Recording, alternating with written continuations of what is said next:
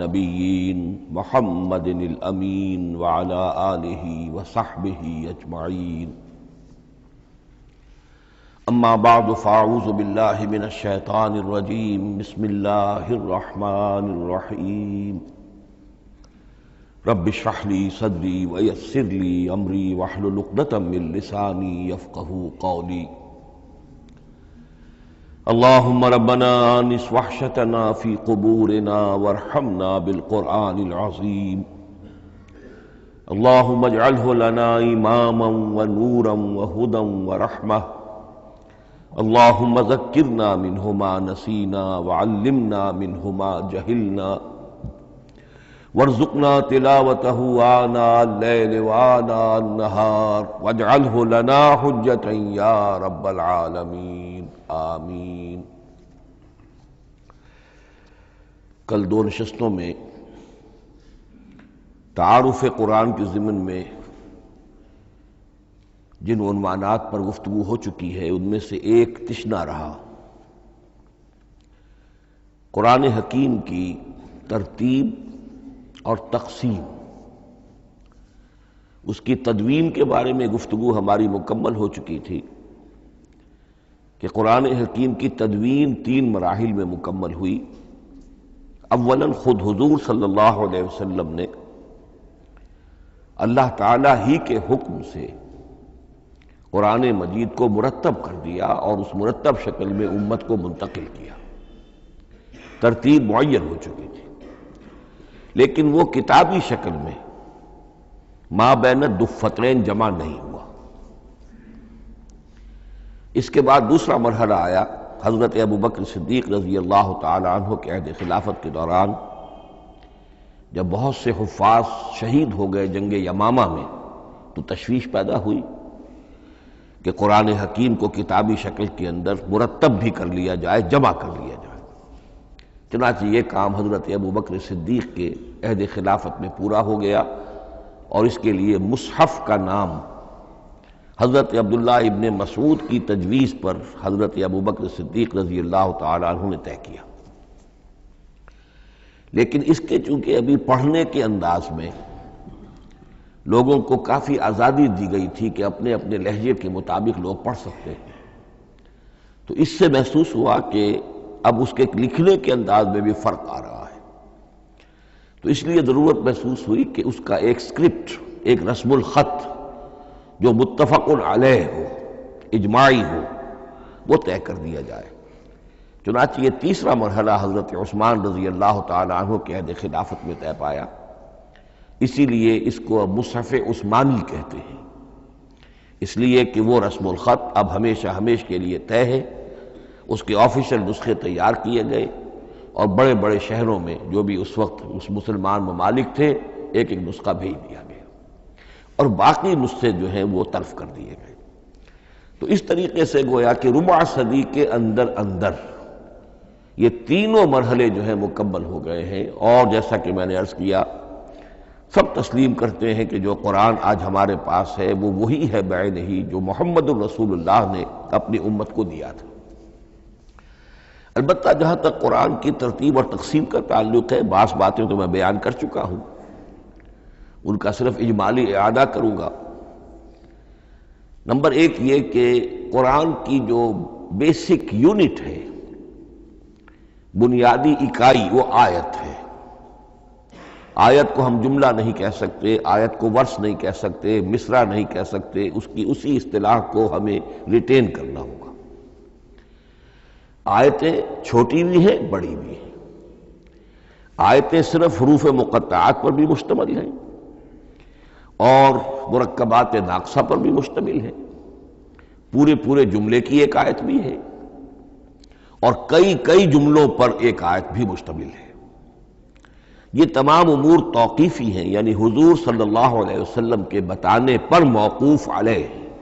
ان میں کسی کے اجتہاد کو، کسی منطق، کسی گرامر، کسی نحو، کسی بیان کے کسی اصول کو کوئی دخل نہیں.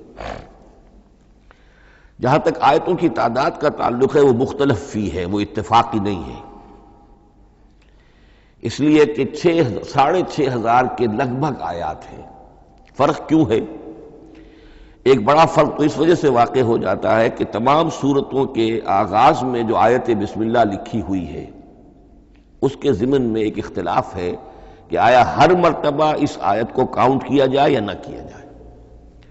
صرف ایک سورت ہے سورہ توبہ جس کے شروع میں آیت بسم اللہ نہیں ہے، باقی 113 سورتوں کے آغاز میں بسم اللہ لکھی ہوئی ہے۔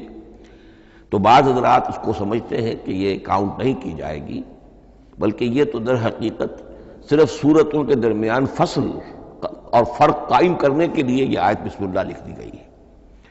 تو آپ سمجھیے کہ جو اس پہ اختلاف ہوگا تو 113 کی عدد کا فرق تو اسی سے واقع ہو جائے گا۔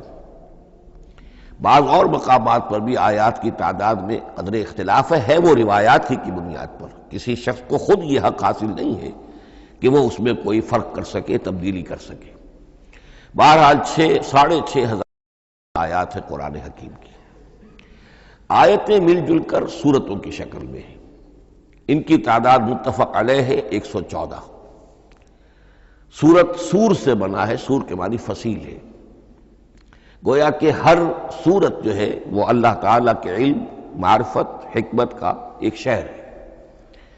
سورتوں میں آیات کے باہمی ربط کے حوالے سے اس کے معنی کے اندر اور اس کی حکمتوں کے اندر اضافہ ہوتا ہے، ربط آیات۔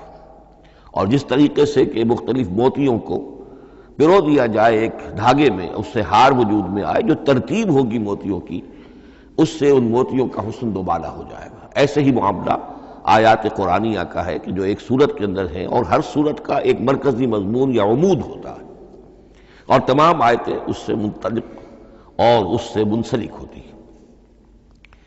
ان سورتوں کے بعد جیسا کہ میں نے عرض کیا، دور صحابہ میں ہمیں صرف ایک اصطلاح اور ملتی ہے، حزب اور یا منزل۔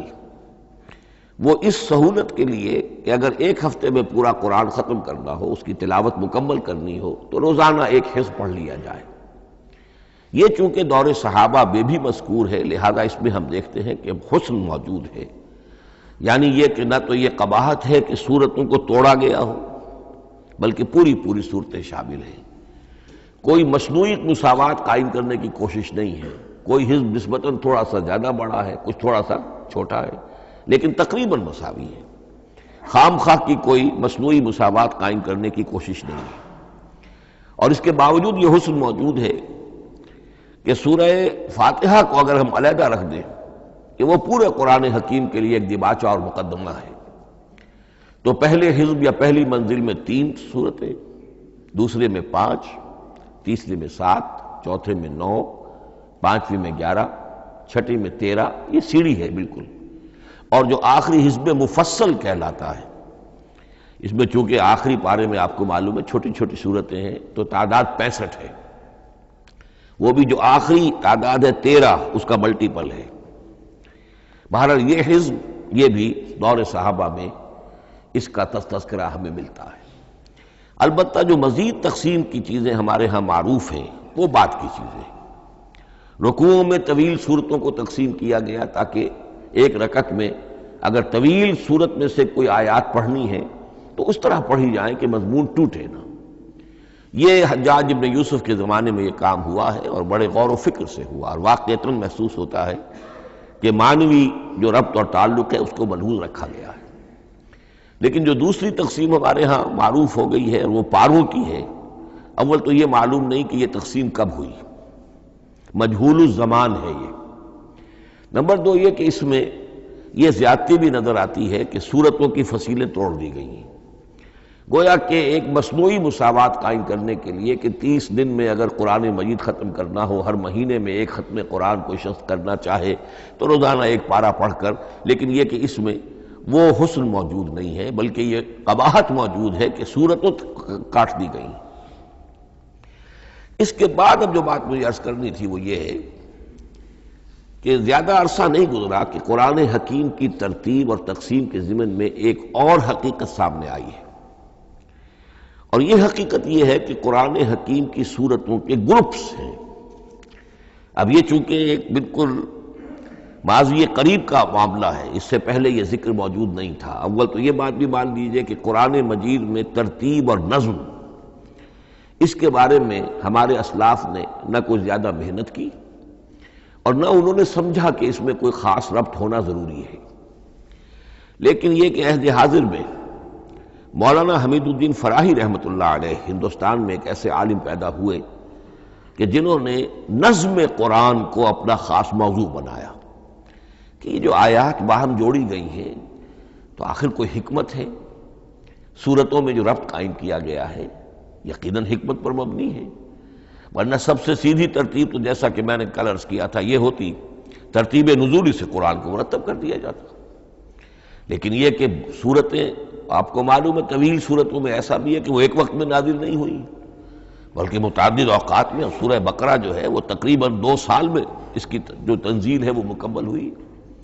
تو پھر کل آیتوں کو جوڑنا، کس کو کہاں رکھنا ہے، کس کو کہاں رکھنا ہے، تو یہ حضور صلی اللہ علیہ وسلم نے خود کیا ہے، اللہ تعالیٰ کے حکم سے کیا ہے، تو یہ چیزیں حکمت سے خالی تو نہیں ہو سکتی۔ تو انہوں نے اس کو خاص اپنا موضوع بنایا اور ان کے سامنے بعض حقائق آئے ہیں، وہ حقائق ہیں جو اب میں آپ کے سامنے بیان کر رہا ہوں۔ اس میں ایک اشکال ہو سکتا ہے، اسے میں چاہتا ہوں کہ پہلے رفع کر دوں کہ یہ چیز اگر ہمارے اسلاف کے نظر میں نہیں آئی اور ان کی توجہ ادھر نہیں ہوئی تو یہ تو گویا کہ ایک بڑی مشکوک سی بات ہوگی۔ قرآن مجید کے علم کے ضمن میں گویا کہ متقدمین کے فہم پر ہمیں کچھ تان کرنا ہوگا، لیکن یہ بات درست نہیں ہے۔ قرآن مجید ایک ایسی کتاب ہے جس کے بارے میں خود حضور نے جو فرمایا لا تنقضی عجائبہ، اس قرآن کے عجائب کبھی ختم نہیں ہوئے، ولا یخلق عن کثرت الرد، بار بار کے پڑھنے سے اس پر کوئی پرانا پن، کوئی بوسیدگی طاری نہیں ہوگی، ولا یشبع منہ العلماء، اور کبھی اہل علم اس سے سیری محسوس نہیں کریں گے۔ تو قرآن مجید لا تنقضی عجائبہ، جیسے جیسے دنیا آگے بڑھ رہی ہے، تمدن آگے بڑھ رہا ہے، علم انسانی جو ہے مادی فزیکل سائنسز کا علم آگے بڑھ رہا ہے، قرآنی حقائق اور مبرہن ہو رہے ہیں، اور واضح ہو رہے ہیں، اور نکھر رہے ہیں۔ بہت سی باتیں ہمارے اسلاف کے علم میں نہیں آ سکتی تھی، اس لیے کہ ابھی انسانی معلومات کا دائرہ بہت ہی محدود تھا۔ ذوالقرنین کون تھے؟ اب چونکہ تاریخ مفسرین کے علم میں نہیں تھی تو سکندر اعظم کو سمجھا گیا کہ ذوالقرنین ہے، حالانکہ سکندر کی شخصیت اور ذوالقرنین کی وہ شخصیت جو قرآن میں بیان ہوئی ہے دونوں میں کوئی مناسبت ہے ہی نہیں۔ اسی طریقے کا معاملہ یہ کہ نظم قرآن کا ایک پہلو کہ جو ابھی پوری طریقے سے آشکارا نہیں ہوا تھا، یہ دور وہ ہے کہ جس میں اللہ کی فضل و کرم سے وہ بات بھی اب کھل کر سامنے آئی ہے، اور اس سے در حقیقت توثیق ہو رہی ہے حضور کے اس فرمان کی کہ لا تنقضی عجائبہ، اس کے عجائب کبھی ختم نہیں ہوں گے۔ انسان محنت کرے گا، کوشش کرے گا، یہ ہیروں کی ایک ایسی کان ہے جس میں سے اور ہیرے نکلتے چلے جائیں گے۔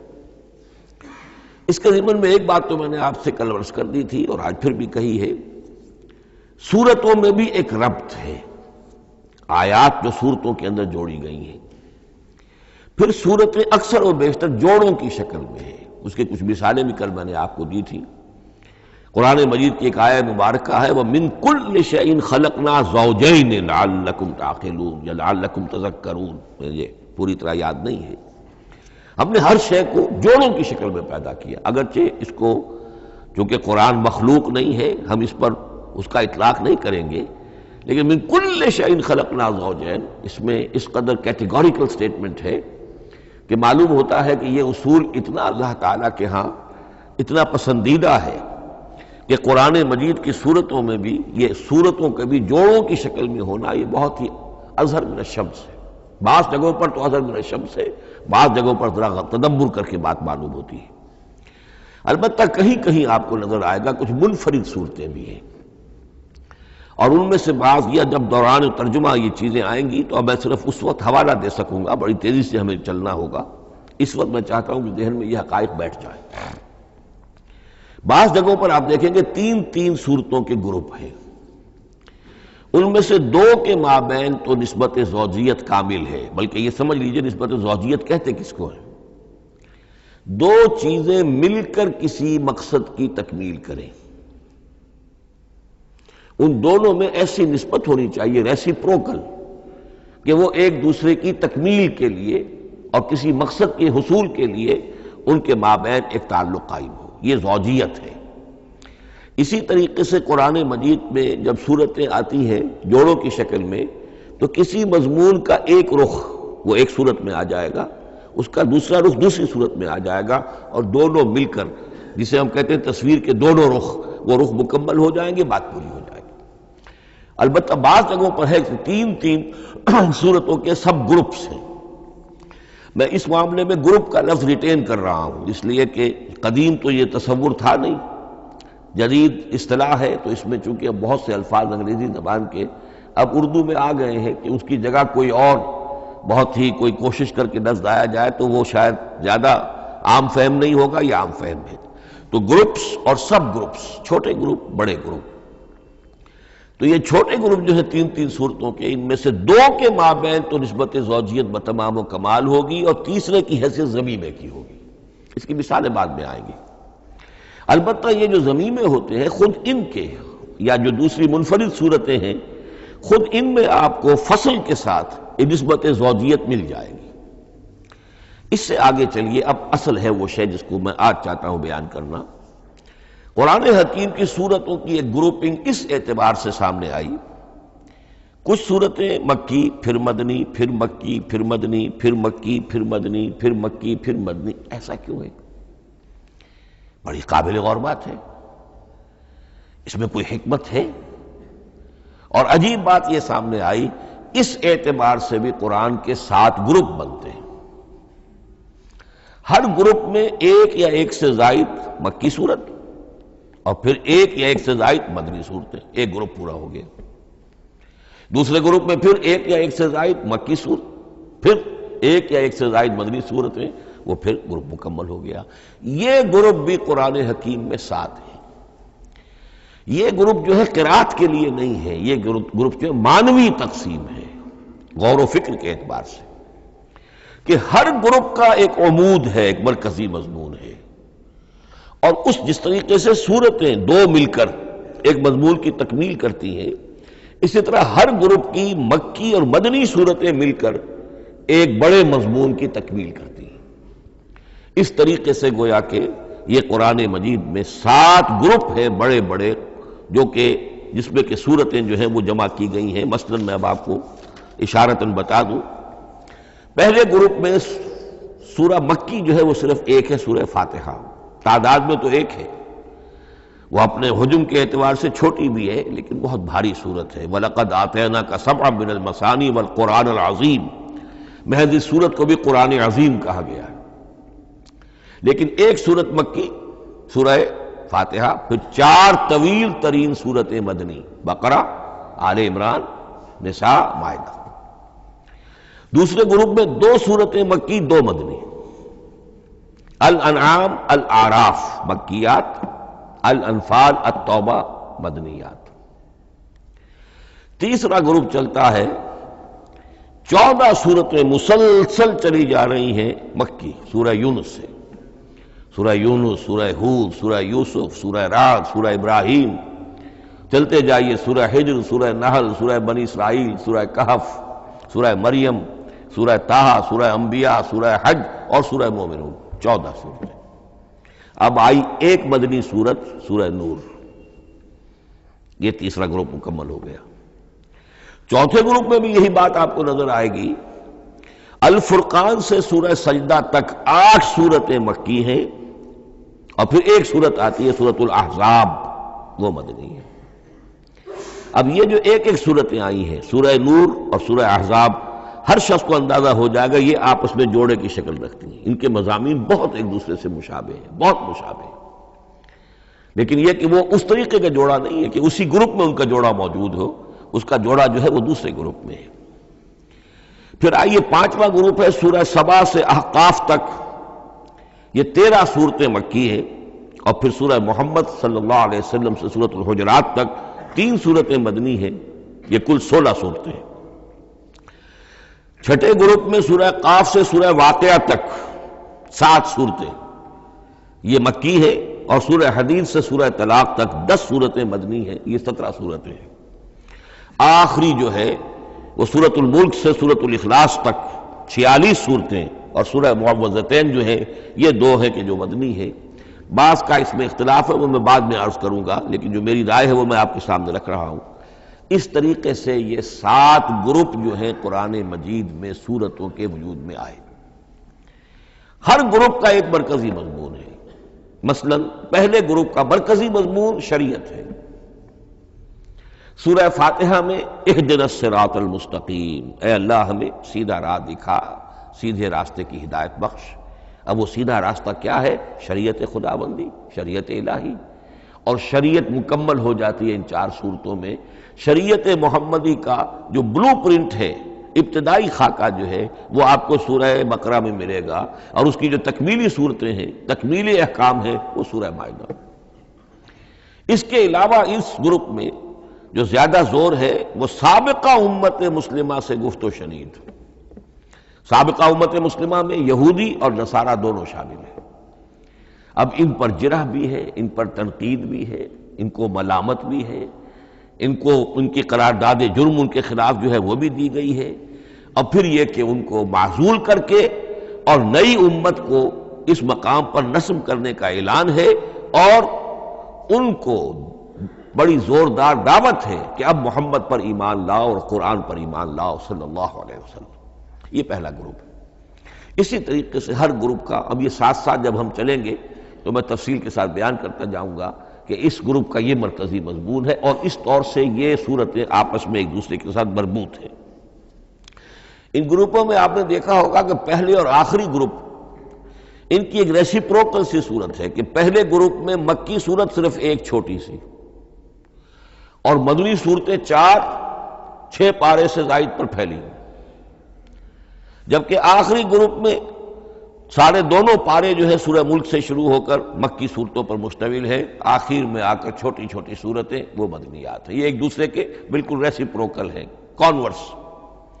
لیکن دوسرا گروپ ادھر سے اور دوسرا ادھر سے، یعنی چھٹا، یہ بڑے متوازن ہیں۔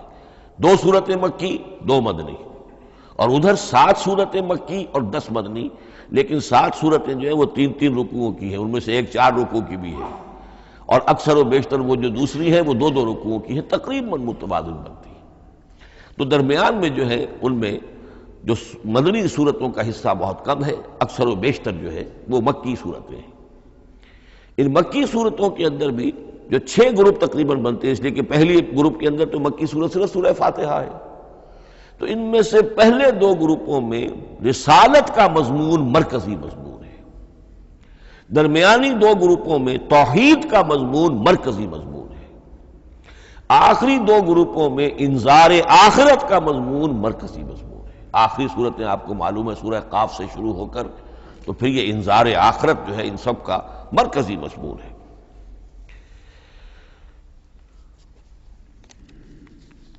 مدنی قرآن جو ہے یہ بھی آپ نوٹ کر لیجئے کہ کل قرآن کا 1/3 ہے تقریباً، اور اس 1/3 کا 2/3 پورا کا پورا پہلے گروپ میں آ گیا ہے۔ سورہ بقرہ، سورہ آل عمران، سورہ نساء، سورہ مائدہ۔ باقی تو پھر جا کے سورہ احزاب، سورہ نساء، پھر 3 چھوٹی صورتیں، پھر آخر میں 2 بہت چھوٹی چھوٹی صورتیں، سورہ انفال اور سورہ توبہ۔ لیکن یہ کہ یہ 2/3 جو ہے مدنی قرآن کا حجم بالکل پہلے ہی اس گروپ کے اندر آ گیا ہے۔ اس کی بھی حکمت ہے، کیوں مدنی صورتوں کو پہلے رکھا گیا؟ میرے علم میں نہیں ہے کہ اس موضوع پر کسی شخص نے گفتگو کی ہو سوائے محمد مارمڈیوک پکتھال کے۔ میرے علم کی حد تک ہو سکتا ہے کہ کسی اور مفسر نے، کسی محقق نے کوئی بات کہی ہو، اس سے بھی زیادہ وزنی کہی ہو، لیکن میرے علم کی حد تک مارمڈیوک پکتھال نے اپنے جو ترجمہ کیا ہے انگریزی میں، اس کے دیباچے میں اس موضوع پر گفتگو کی ہے، بہت ہی عمدہ بات کہی ہے۔ انہوں نے کہا کہ جب یہ قرآن نازل ہو رہا تھا تو اصل اہمیت ایمان کی تھی، پہلے لوگ ایمان لائیں، اور پھر جو ایمان لائے ان کو پھر احکام دیے گئے کہ یہ کرو اور یہ نہ کرو، یہ حلال ہے، یہ حرام ہے، یہ فرض ہے، وغیرہ وغیرہ۔ لیکن جب ایک امت وجود میں آ گئی، امت کے وجود میں آنے کے بعد اب نسلاً مسلمان پیدا ہو رہے ہیں، ان کے ہاں اب ضرورت پہلے اسلام کی ہے، چاہے بچہ چھوٹا ہی ہے، پہلے اسے احکام سکھائے جائیں گے۔ بچہ چھوٹا ہی ہے، نماز پڑھنی سکھائی جائے گی، بچہ چھوٹا ہی ہے، روزہ رکھنا سکھایا جائے گا۔ تو امت کے اس طرح تشکیل پا جانے کے بعد اب اصل اہمیت جو ہے وہ احکام کی ہو گئی ہے، احکام اب مقدم ہے، اور ایمان کا معاملہ جو ہے وہ اس کے بعد مؤخر ہے۔ کوئی شخص بالغ ہوگا، ذہین ہوگا، فطین ہوگا، غور و فکر کی صلاحیت سے اگر اللہ تعالیٰ نے اسے بہرور کیا ہوگا، پھر وہ حقیقت ایمان تک رسائی حاصل کرے گا۔ ورنہ یہ ہے کہ عام ایک مسلمان جو ہے اسے جہاں تک احکام کا تعلق ہے ان پر تو عمل کرنا ہی ہے۔ تو یہ بڑی میں سمجھتا ہوں کہ ذہانت پر مبنی بات ہے کہ جو محمد مارمیلیوک پکتھال نے کہی ہے، اور مجھے اس سے اتفاق ہے۔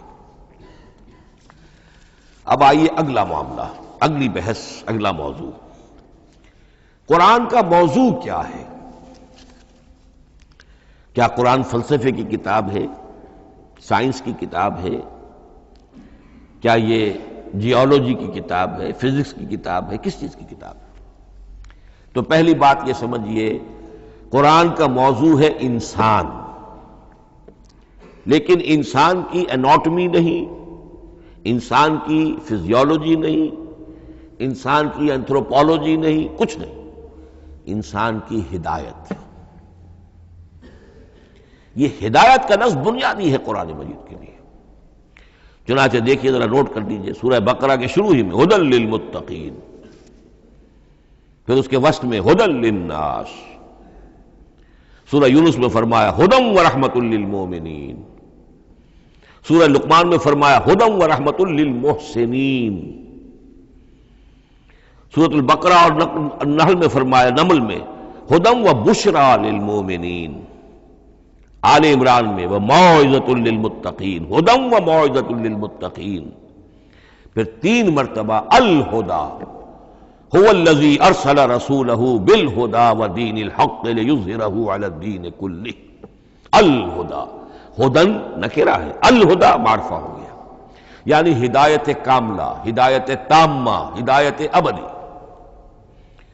اسی طرح سورۃ النجم میں فرمایا وَلَقَدْ جَاءَهُم مِّن رَّبِّهِمُ الْهُدَىٰ، سورۃ الجن میں وَإِنَّا لَمَّا سَمِعْنَا الْهُدَىٰ آمَنَّا بِهِ، سورہ بنی اسرائیل میں وَمَا مَنَعَ النَّاسَ أَن يُؤْمِنُوا إِذْ جَاءَهُمُ الْهُدَىٰ، سورہ بنی اسرائیل میں بھی یہ الفاظ آئے، سورہ کہف میں بھی آئے۔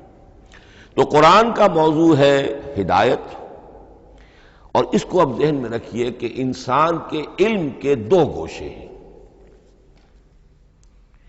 علم انسانی 2 حصوں میں منقسم ہے۔ ایک حصہ ہے فزیکل ورلڈ کا علم، جو حواس کے ذریعے سے حاصل ہوتا ہے، مادی حقائق ان کا علم۔ حواس 5 ہمارا دیکھنا، سننا، سونگھنا، چکھنا، چھونا، یہ تمام صلاحیتیں ہیں، ان سے کچھ معلومات حاصل ہوتی ہیں، اور عقل کا یہ کمپیوٹر ان کو پروسیس کرتا ہے، اس سے نتائج نکالتا ہے، نتائج نکال کے سٹور کر لیتا ہے۔ پھر مزید کوئی معلومات حواس کے ذریعے سے حاصل ہوتی ہیں، اب ان کو وہ پھر پروسیس کر کے جو سابق میموری سٹورڈ ہے اس کے ساتھ ریکنسائل کر کے کوئی اور نتیجہ اخذ کرتا ہے۔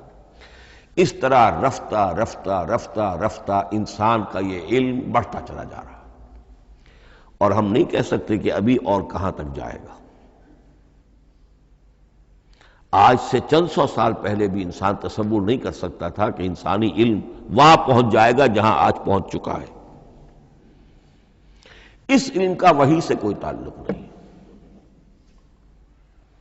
اس علم کا تعلق ہے اس میں علم اسماء سے جو حضرت آدم میں ودیعت کر دیے گئے تھے بالکل شروع میں۔ سورہ بقرہ کا 4واں رکوع جو ہے اس کے شروع میں ذکر ہے وَعَلَّمَ آدَمَ الْأَسْمَاءَ كُلَّهَا، اللہ نے آدم کو تمام نام سکھا دیے۔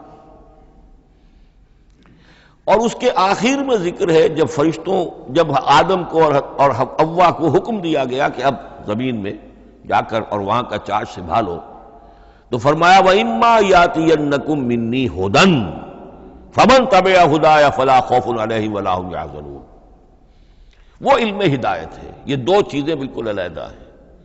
علم اسماء در حقیقت یوں سمجھیے کہ جیسے آم کی گٹھلی میں پورا آم کا درخت ہوتا ہے، وہی تو گٹھلی ہے جو آپ زمین میں دباتے ہیں، پھر اگر پانی وہاں پڑتا ہے، زمین میں روئیدگی بھی ہے، وہ گٹھلی پھٹے گی، وہ جو اس میں سے دو پتے نکلیں گے، وہ پتے اوپر بڑھیں گے، درخت بنے گا۔ وہ پورا درخت جو ہے آم کی گٹھلی میں موجود تھا، صرف اسے پورا درخت بننے میں 2 سال 3 سال 4 سال لگیں گے، لیکن درخت موجود تھا، پوٹینشلی بالقوہ پورا درخت آم کی گٹھلی میں موجود تھا۔ ایکچولی بالفعل وہ آم کا درخت جو ہے کئی سال کے اندر وجود میں آیا۔ بعین ہی یہ معاملہ ہے، کل مادی حقائق کا کل علم حضرت آدم علیہ السلام کے وجود میں ودیعت کر دیا گیا پوٹینشلی۔ اب اس کی ایکسفولیشن ہو رہی ہے، وہ بڑھتا جا رہا ہے، برگ و بار لا رہا ہے۔ اور یہ علم جو ہے اس کا تعلق، جیسا کہ میں نے عرض کیا، آسمانی ہدایت سے نہیں ہے۔ اب یہ خود رو پودا ہے، بڑھتا چلا جا رہا ہے، اور کہاں تک پہنچے گا؟ علامہ اقبال نے صحیح تعبیر کی ہے، عروج آدم خاکی سے انجم سہمے جاتے ہیں کہ یہ ٹوٹا ہوا تارا مہ کامل نہ بن جائے۔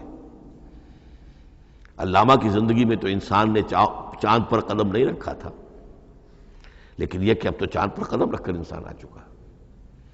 تو عروج آدم خاکی سے انجم سہمے جاتے ہیں کہ یہ ٹوٹا ہوا تارا مہ کامل نہ بن جائے۔ یہ ہے انسانی علم۔ اس انسانی علم کے ساتھ اگر وہ علم وہی علم ہدایت نہ ہو تو یہ علم جو ہے بجائے خیر کے شر بن جاتا ہے۔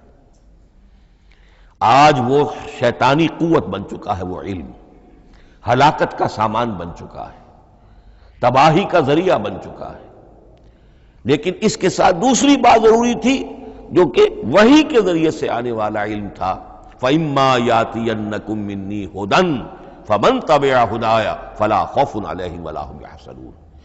یہ علم الہدایت جو ہے یہ در حقیقت قرآن حکیم میں آ کر مکمل ہو گیا ہے۔ اس کے لیے بھی میں چاہتا ہوں کہ بات آپ سمجھ لیں، اس میں جو ارتقاء ہوا ہے، پہلی کتابیں نازل ہوئیں ان میں بھی ہدن تو تھی۔ کل بھی میں نے آپ کو آیت سنائی تھی سورہ مائدہ کی، انا انزلنا التوراۃ فیہا ھدی و نور، ہم نے تورات نازل کی تھی، اس میں ہدایت بھی تھی، نور بھی تھا۔ اسی رکوع میں 7واں رکوع ہے وہ سورہ مائدہ کا، انجیل کے بارے میں، فیہ ھدی و نور، اس میں بھی ہدن بھی تھی، ہدایت بھی تھی، نور بھی تھا۔ لیکن یہ ہدایت اور یہ نور درجہ بدرجہ ترقی کر رہا ہے، یہاں تک کہ کامل ہوا ہے، قرآن میں آ کر الہدا بن گیا ہے۔ اب یہ ہدن نہیں، الہدا، کامل ہدایت نامہ۔ اس کی وجہ کیا ہے؟ دیکھیے، ایک بچے کو اگر آپ تعلیم دینا چاہتے ہیں تو اس کی ذہنی سطح کو ملحوظ رکھے بغیر تو نہیں دے سکتے۔ آپ چاہے پی ایچ ڈی استاذ رکھ دیں کسی بچے کے لیے، بچہ بھی پرائمری کی تعلیم پا رہا ہے، وہ پی ایچ ڈی کا استاذ کیا کچھ پلا دے گا اس کو، کیا پڑھا دے گا اس کو؟ اس کی اپنی استعداد جو ہے ابھی اتنی کم ہے کہ اسی کی مناسبت سے اسے تعلیم دی جائے گی۔ رفتہ رفتہ وہ آگے بڑھے گا، یہاں تک کہ وہ اپنے پوری عقل کے اور شعور کی پوری شدت اور قوت کو پہنچ جائے گا، بلوغت کو پہنچ جائے گا۔ اب اسے آخری علم پڑھایا جائے گا، اب اسے فلسفہ پڑھایا جائے گا۔ پہلے وہ ہسٹری پڑھ رہا تھا، اب فلسفی آف ہسٹری پڑھے گا۔ اس حوالے سے تدریجاً اللہ تعالیٰ نے، تورات میں صرف احکام ہے، حکمت ہے ہی نہیں، انجیل میں حکمت ہے، احکام ہے ہی نہیں، دونوں مل کر ایک بات کو مکمل کرتی ہیں۔ تورات میں صرف احکام ہے، حکمت ہے ہی نہیں۔ جیسے کہ میں نے عرض کیا تھا، بچے کو آپ بتا دیتے ہیں بھئی روزہ ٹوٹ جاتا ہے اس طریقے سے، روزے کا مطلب یہ ہے اب دن بھر کھانا کچھ نہیں ہے، چاہے بچہ ابھی 6 سال کا ہے، 7 سال کا ہے، 8 سال کا ہے، آپ بتا رہے ہیں، احکام تو دے دیے جائیں، یہ کرو یہ نہ کرو، یہ ڈوز ہیں یہ ڈونٹس ہیں۔ تو احکام عشرہ، دی 10 کمانڈمنٹس، احکام دیے گئے، حکمت نہیں۔ ابھی حکمت کا تحمل ان کے لیے ممکن نہیں تھا، ابھی وہ عہد طفولیت ہے نوع انسانی کا۔ یوں سمجھیے کہ آج سے 3500 سال قبل کا انسان، 1400 قبل مسیح میں تورات دی گئی ہے حضرت موسیٰ علیہ السلام کو۔ اب یہ 2000 مسیح آنے والا ہے تو 3400 سال پہلے کی بات ہے، تو انسانی ذہن ابھی جس سطح پر تھا، یہاں تک کہ 2000 سال پہلے حضرت مسیح علیہ السلام کے بھی الفاظ انجیل میں موجود ہیں، اب بھی موجود ہیں۔ اپنے حوارین سے آپ نے فرمایا تھا ابھی مجھے تم سے اور بھی بہت سی باتیں کہنی تھی مگر ابھی تم ان کا تحمل نہیں کر سکو گے، جب وہ فارقلیت آئے گا تو تمہیں سب کچھ بتائے گا۔ یہ پیشین گوئی تھی محمد الرسول اللہ صلی اللہ علیہ وسلم۔ ابھی تم تحمل نہیں کر سکتے، ابھی 600 برس اور چاہیے تمہاری ذہنی بلوغت کے لیے۔ تو الہدا مکمل ہوا ہے قرآن حکیم میں آ کر۔ البتہ ایک نقطہ اس میں نوٹ کیجئے، قرآن مجید اگرچہ کتاب ہدایت ہے، سائنس کی کتاب نہیں ہے، لیکن اس میں سائنٹیفک فینومینا کی طرف اشارے موجود ہیں۔ چونکہ قرآن مجید ان تمام جو بھی یہ کائناتی حقائق ہیں ان سب کو آیات الہیہ قرار دیتا ہے۔ ان فی خلق السماوات والارض واختلاف اللیل والنہار والفلک التی تجری فی البحر بما ينفع الناس وما انزل اللہ من السماء من ماء فاحیا به الارض بعد موتها وبث فیہا من کل دابۃ وتصریف الریاح والسحاب المسخر بین السماء والارض لآیات لقوم یعقلون۔ یہ سب نشانیاں ہیں اللہ کی، اللہ کی قدرت، اللہ کی عظمت، اللہ کے علم کامل، اللہ کی حکمت بالغہ، سب نشانیاں۔ تو یہ جو فزیکل فینومینا ہے ان کی طرف قرآن ریفر کرتا ہے۔ بعض حقائق وہ ہے کہ جن کا تعلق ایسٹرونومی سے ہے، کل فی فلک یسبحون، یہ تمام اجرام سماویہ جو ہیں یہ اپنے اپنے مدار میں تیر رہے ہیں، معلوم ہوا ہر شے حرکت میں ہے۔ انسان پر تو ایک دور ایسا گزرا ہے وہ یہ سمجھتا تھا زمین ساکن ہے اور سورج حرکت کر رہا ہے، پھر ایک دور آیا کہا نہیں نہیں، سورج ساکن ہے، زمین حرکت کرتی ہے، اس کے گرد چکر لگاتی ہے، اور آج ہمیں معلوم ہوا ہر شے حرکت میں ہے، ہر شے۔ سورج کا بھی اپنا ایک مدار ہے، اس میں وہ حرکت کر رہا ہے اپنے پورے کنبے کو لے کر، یہ پورا سولر سسٹم اس کا کنبہ ہے، اس پورے کنبے کو لے کر وہ بھی ایک مدار میں حرکت کر رہا ہے۔ تو معلوم ہوا کل فی فلک یسبحون۔ اب یہ کل کا لفظ جس طرح منقع ہو کر، جس طرح مبرہن ہو کر، جس شان کے ساتھ آج وہ عویدہ ہوا ہے، واضح ہوا ہے، آج سے پہلے انسان کو معلوم نہیں تھا۔ تو یہ جو فزیکل فینومینا ہے جن کی طرف قرآن مجید ریفر کرتا ہے، یہ اگرچہ قرآن کا اصل موضوع نہیں ہے، لیکن ایک بات جان لیجئے کہ قرآن مجید میں ان فزیکل فینومینا کے بارے میں جو بات کہی گئی ہے وہ غلط نہیں ہو سکتی، اور یہ وہ حقیقت ہے کہ جو اس دور میں آ کر اتنی واضح ہوئی ہے۔ آپ نے نام سنا ہوگا ڈاکٹر مورس مکائی کا، یہ فرانسیسی سرجن تھے، انہوں نے مطالعہ کیا، کمپیریٹو اسٹڈی کی قرآن بائبل دونوں کی، بائبل سے مراد اولڈ ٹیسٹمنٹ نیو ٹیسٹمنٹ دونوں، اور وہ اس نتیجے پر پہنچا کہ پورے قرآن میں کوئی ایک لفظ ایسا نہیں ہے جسے ہماری ساری سائنسی انکشافات میں سے کسی نے غلط ثابت کیا، جبکہ تورات میں بے شمار چیزیں ایسی ہیں کہ سائنس انہیں غلط ثابت کر چکی ہے۔ The science, the Quran and the Bible. اب یہ بات بڑی اہم ہے، اس کو بڑی خوبصورت انداز میں ڈاکٹر رفیع الدین مرحوم نے کہا ہے کہ یہ کائنات اللہ کا فعل ہے، عمل ہے، اس کی تخلیق ہے، اس کی تدبیر ہے، اور قرآن اللہ کا قول ہے۔ قول و عمل میں تضاد ممکن نہیں، عام انسان کے قول و عمل میں تضاد ممکن نہیں، اللہ کے قول و فعل میں اور قول و عمل میں تضاد ہو سکتا ہے۔ ہاں یہ ہو سکتا ہے کہ ایک دور میں انسانوں نے بات سمجھی نہ ہو، ان کا ذہن وہاں تک پہنچا نہ ہو، ان کی معلومات کا دائرہ ابھی اس حد تک ہو کہ ان حقائق تک نہ پہنچا ہو، لیکن جیسے جیسے وقت آئے گا مزید حقائق منکشف ہوں گے اور یہ بات اور زیادہ سے زیادہ واضح سے واضح تر ہوتی چلی جائے گی کہ جو کچھ قرآن میں لکھا ہے وہی برحق ہے۔ ہاں آج سے پہلے انسانی ذہن اس حد تک رسائی حاصل کرنے کا اہل نہیں تھا، اور یہ ہے در حقیقت آیت قرآن حکیم کی۔ یہ سورہ حامیم السجدہ کی لاسٹ بٹ ون آیت ہے، سَنُرِيهِمْ آیاتنا فِي الْآفَاقِ وَفِي أَنفُسِهِمْ حَتَّى يَتَبَيَّنَ لَهُمْ أَنَّهُ الْحَقُّ۔ ہم انہیں دکھاتے چلے جائیں گے اپنی نشانیاں، آفاق میں بھی انفس میں بھی، سنریہم آیاتنا فی الآفاق وفی انفسہم حتی یتبین لہم، یہاں تک کہ یہ بات پوری طرح نکھر کر مبرہن ہو کر ان کے سامنے واضح ہو جائے گی انہ الحق، کہ قرآن حق ہے۔ اور اسی کی حقیقت جو ہے، جیسا کہ میں نے عرض کیا، ایک تو مورس بکائی کو ذہن میں رکھیے، اور ایک اور شخص کینیڈا میں ایک بہت بڑا ڈاکٹر ہے کہ جو ایمبریولوجسٹ ہے، اور اس کی جو ٹیکسٹ بکس ہے جو ایمبریولوجی پر، علم جنین، یعنی رحم مادر میں جو بچے کی پرورش ہوتی ہے کیسی ہوتی ہے، کن کن سٹیجز سے گزر کر ہوتی ہے، یہ علم جنین یا ایمبریولوجی، تو سٹینڈرڈ ٹیکسٹ بک ہے دنیا میں اس کی، ڈاکٹر کیتھل مور کی۔ اور وہ حیران رہ گیا کہ میں نے جب قرآن کا مطالعہ کیا کہ آج سے 1400 برس قبل، جبکہ نہ مائکروسکوپ تھی، نہ ڈسیکشن ہوتا تھا ابھی ہیومن باڈی کا، یہ حقائق جو قرآن بیان کر رہا ہے، وَلَقَدْ خَلَقْنَا الْإِنسَانَ مِنْ صُلَالَةٍ مِّن مَّاءٍ مَّهِينٍ ثُمَّ جَعَلْنَاهُ نُطْفَةً فِي قَرَارٍ مَّكِينٍ ثُمَّ خَلَقْنَا النُّطْفَةَ عَلَقَةً فَخَلَقْنَا الْعَلَقَةَ مُضْغَةً فَخَلَقْنَا الْمُضْغَةَ عِظَامًا فَكَسَوْنَا الْعِظَامَ لَحْمًا، یہ کہاں سے معلوم ہوئی؟ اور واقعہ یہ ہے کہ اس سے زیادہ صحیح تعبیر ممکن نہیں۔ تو یہ حقائق ذہن میں رکھیے کہ اگرچہ قرآن مجید سائنس کی کتاب نہیں ہے، لیکن جن سائنسی حقائق یا جن سائنسی فنومینا کی طرف قرآن نے ریفر کیا ہے وہ یقیناً حق ہے، چاہے تاحال ہم ان کی حقانیت کو نہ سمجھ پائیں۔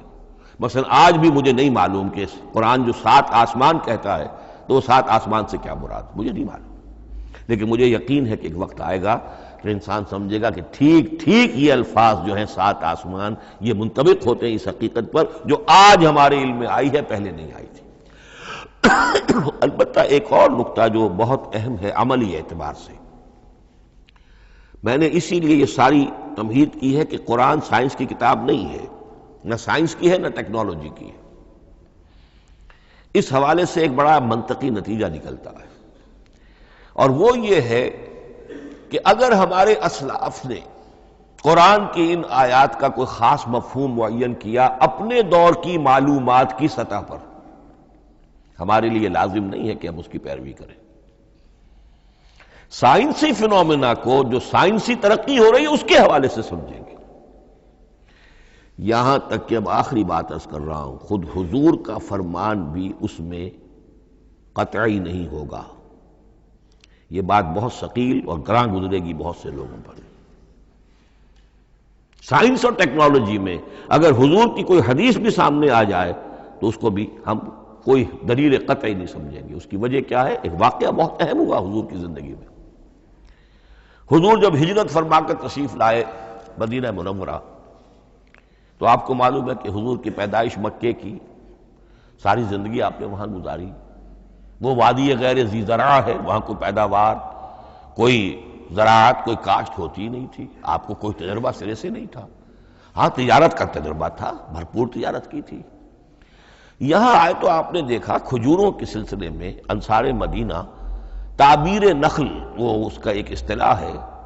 کھجور ایک ایسا پودا ہے جس کا ایک فیمیل فلاور ہوتا ہے اور ایک میل علیحدہ۔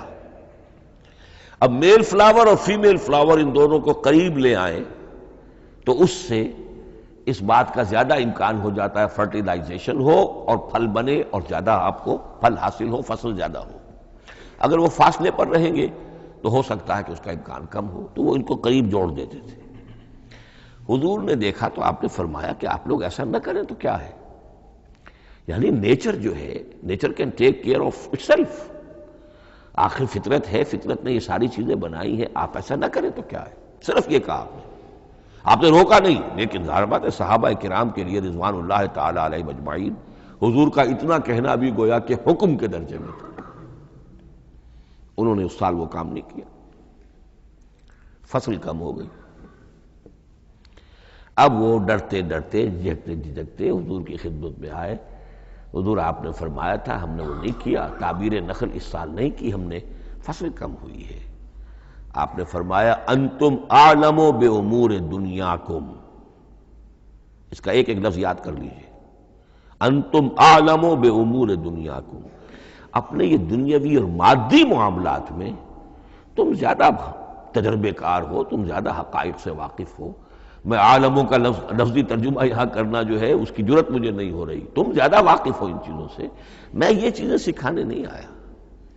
آپ ٹیکنالوجی پڑھانے نہیں آئے تھے، آپ طب سکھانے نہیں آئے تھے، آپ کوئی اور سائنس پڑھانے نہیں آئے تھے، ورنہ تو ہم شکوہ کرتے کہ آپ نے ہمیں ایٹم بم بنانا کیوں نہیں سکھا دیا پہلے ہی۔ نہیں، یہ موضوع ہی نہیں ہے۔ قرآن کا موضوع معین ہونا چاہیے۔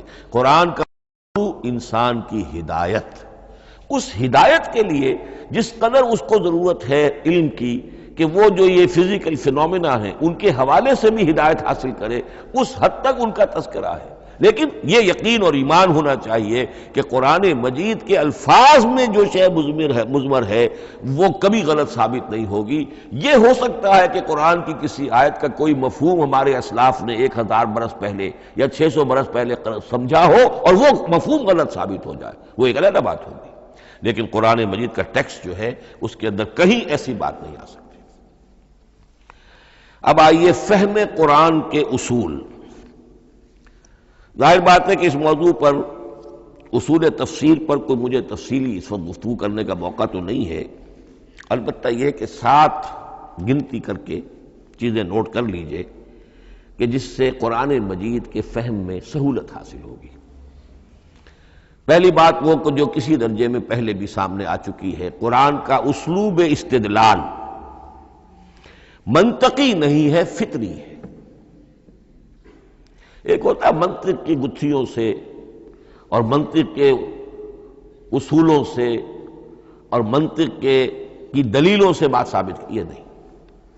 قرآن فطرت انسانی کے مطابق بات کرتا ہے۔ ایک ان پڑھ شخص بھی قرآن کو اپنے سے دور یا اپنے آپ کو قرآن سے دور نہیں سمجھے گا اگر ذرا سا وہ قرآن کو سمجھ سکتا بس۔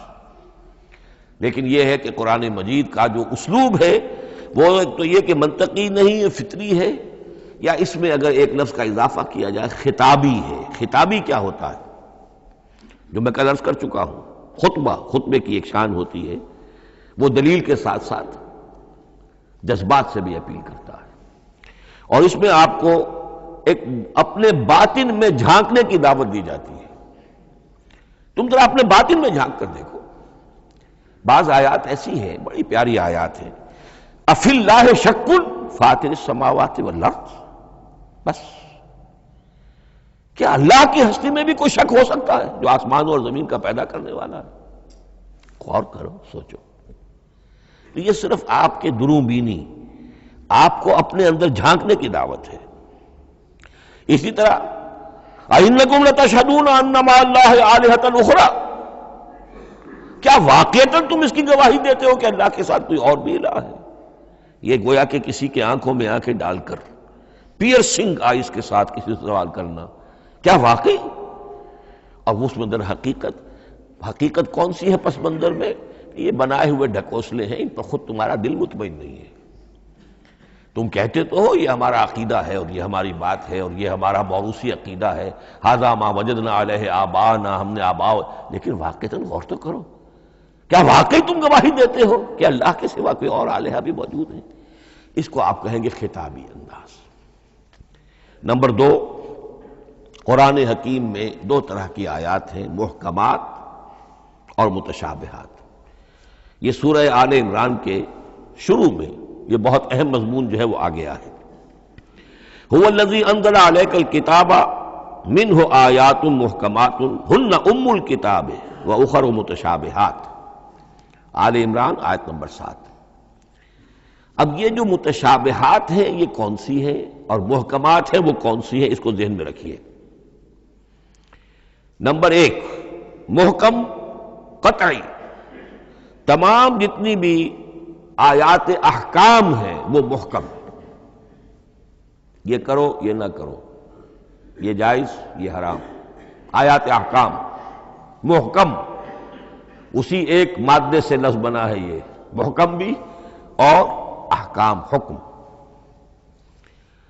البتہ عالم غیب کی ساری خبریں متشابہات میں سے، عالم غیب ہو، عالم ارواح ہو، عالم برزخ ہو، عالم آخرت ہو، ان کے تمام حقائق یہ متشابہات میں سے۔ ان کو ہم حقیقتاً سمجھ نہیں سکتے، ہمارا تجربہ ہی نہیں، ہمارا کوئی مشاہدہ ہی نہیں۔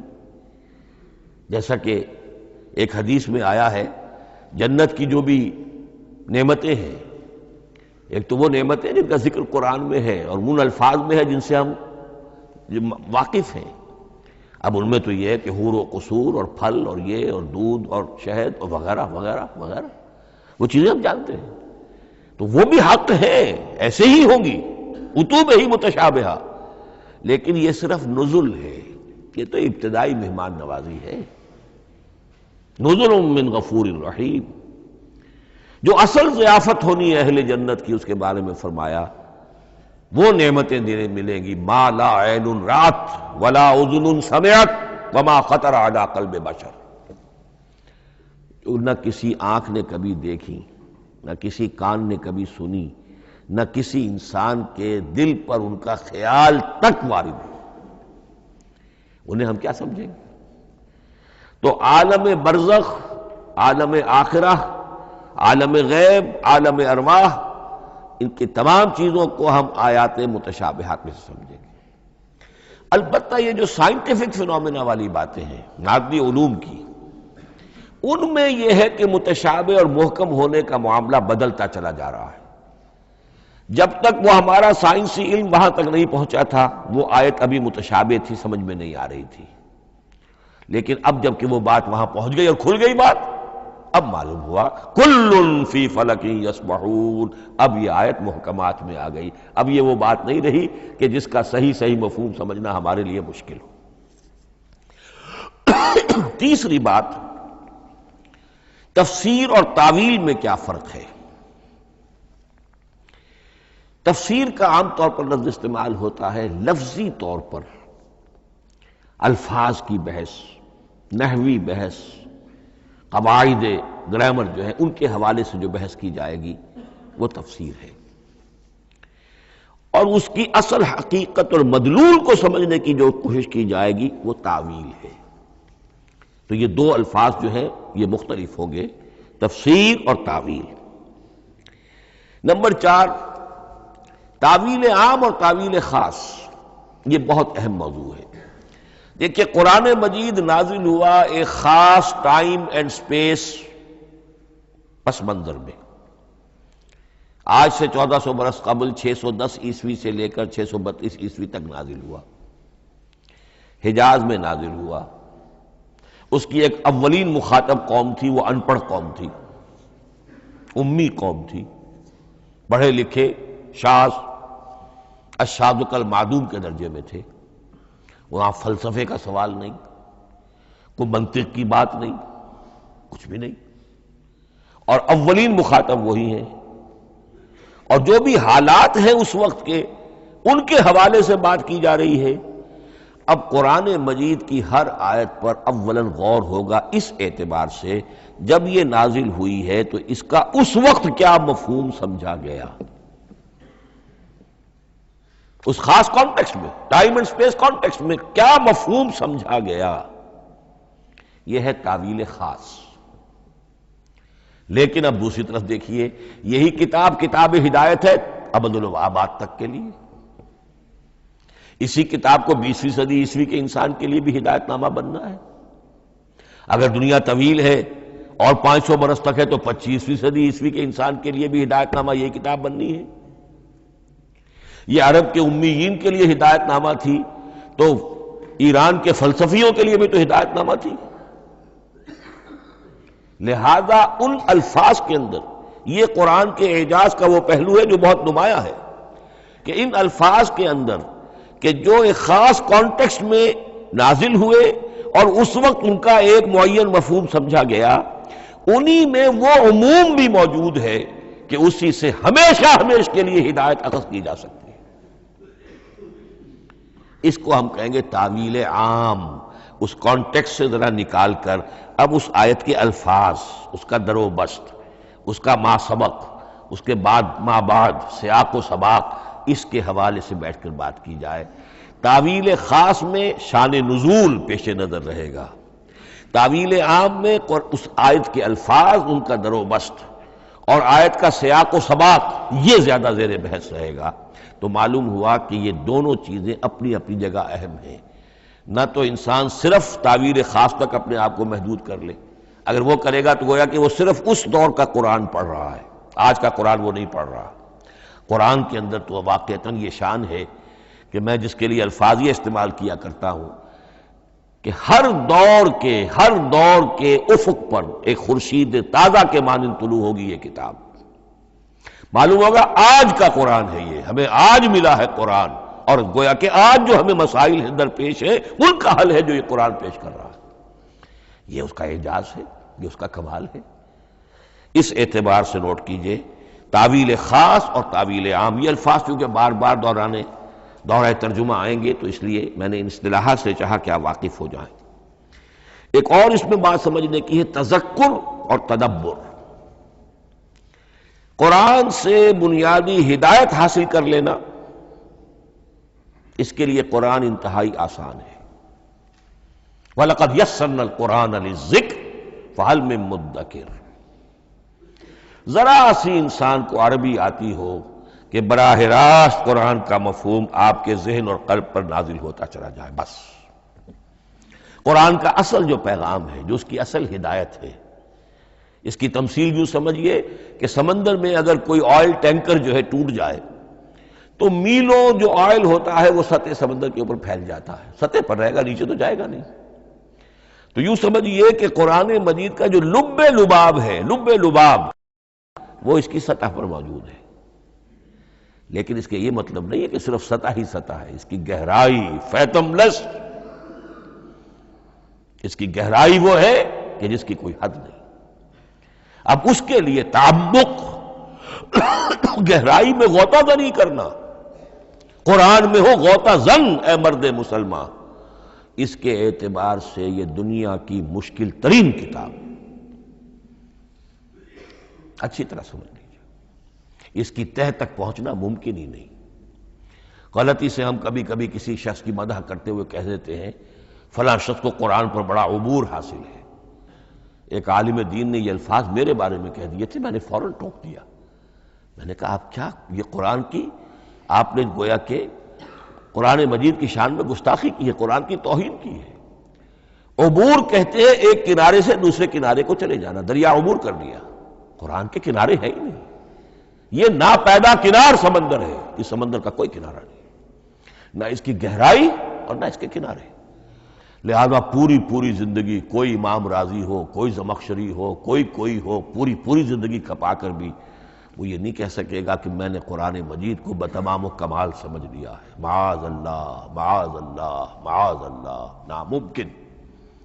وراء الورا ثم وراء الورا، یہ ہے تذکر اور تدبر۔ اس کے لیے تو پوری زندگی انسان کھپائے، پورا وقت اس کے لیے لگائے، پوری صلاحیت کھپا دے، تب بھی وہ بہت سی جگہوں پر پھر بھی کہے گا واللہ عالم۔ امام رازی کو بھی نہ معلوم کتنے مقامات پر جا کر یہ کہنا پڑا ہے کہ اللہ بہتر جانتا ہے۔ اعلم ان ھذا المقام مقام غامض عمیق محیب، یہ مقام تو بہت محیب ہے، پرہیبت ہے، بہت گہرا ہے، بہت غامض ہے۔ امام رازی کہہ رہے ہیں، 30 جلدوں میں تفسیر لکھنے والا شخص۔ اقول قولی ھذا واستغفر اللہ لی ولکم ولسائر المسلمین۔